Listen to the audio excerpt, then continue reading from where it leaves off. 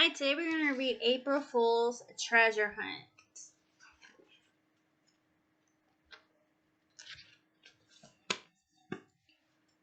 Phyllis knew everything about the winter. After all, she was Swanee Phyllis, weather prophet extraordinaire. So when she woke up on April 1st, the day of spring treasure hunt, it took only one whiff of the morning air to tell her something wasn't right. "We have to cancel the treasure hunt," she announced at breakfast. "There's a blizzard coming." Everyone was stunned. "A blizzard?" said Uncle Phil. "In April?" Then Phil Jr. started to laugh. "You actually had me fooled for a second," he said. "Yeah, Phyllis," snickered Pete. Not a bad joke." "This isn't an April Fool's joke," insisted Phyllis, but no one paid any attention. Aunt Patsy flooded her pancakes with homemade maple syrup and passed the jug to the old grandfather groundhog. "What a great year for syrup," he said. "I can't remember a year when the sap has run this long." "That's because winter isn't over," said Phyllis. "I'm telling you, we're going to have a blizzard today." "Give up, Phyllis," said Pete. "If folks don't listen," Phyllis said, "they'll be in danger when the blizzard comes." A bit later, Phil Jr. came in from the outside. "Phyllis is right," he said. "It's freezing." He held out his paws to Aunt Patsy. "They're like icicles," she exclaimed. "We can't have the treasure hunt if it's this cold." "I told you," said Phyllis. "April Fool," shouted Junior. "I used a bag of ice to make my paws cold." "Very funny," said Phyllis, but everyone else laughed. A few minutes later, Pete yelled down from the mouth of the burrow. Phyllis really was right. It's snowing. Everyone rushed up to the tunnel. Sure enough, a curtain of fat white flakes drifted across the opening. "Oh my!" exclaimed Aunt Sassy. "April Fool," shouted Pete. "It's only a confetti. Make all the jokes you like," said Phyllis. "Just cancel the treasure hunt so no one gets lost in the snow." Nobody listened. The grown-ups sat in the sun outside the burrow to tell tales and sent the youngsters off on the treasure hunt. Said Phyllis, reading the first clue. "The sun guessed treasure hunt. What goes up in the morning and down at night?" "The sun," guessed Cousin Jill. "We can't go to the sun for the next clue," said Phil Jr. "Uncle Phil's trousers," suggested Pete.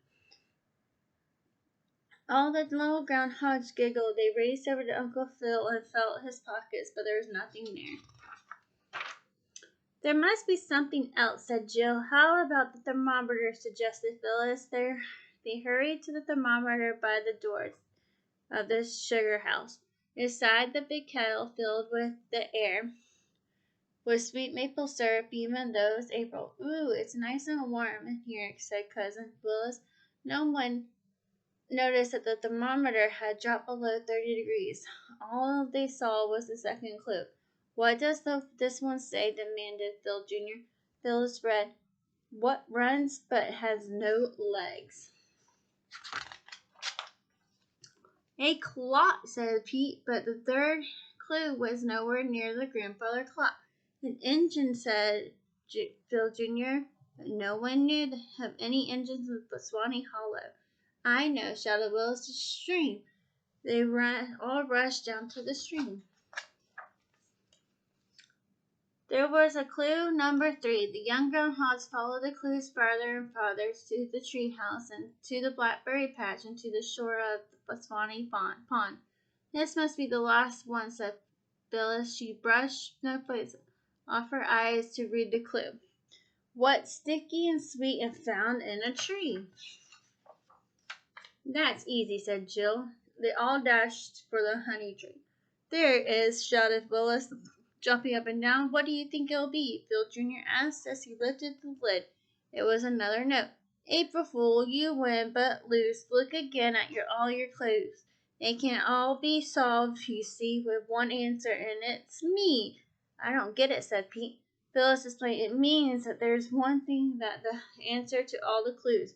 But right now we have a bigger problem. Look at the snow." It was a problem indeed, falling thick and fast, making it impossible to see more than a few feet in any direction.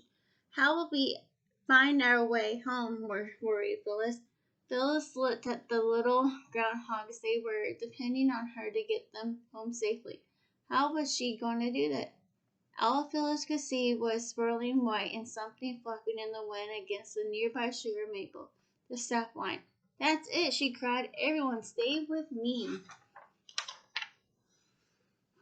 The groundhogs clung to the sap line. Phyllis led the way home from the maple tree to the maple tree, all the way back to the sugar house. Thank goodness you're back, said Aunt Patsy. We should have known you were right about the blizzards, said Uncle Phil. Looks like we were the April Fools.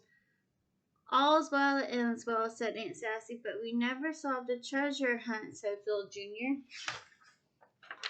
Yes, we did, Phyllis said triumphantly.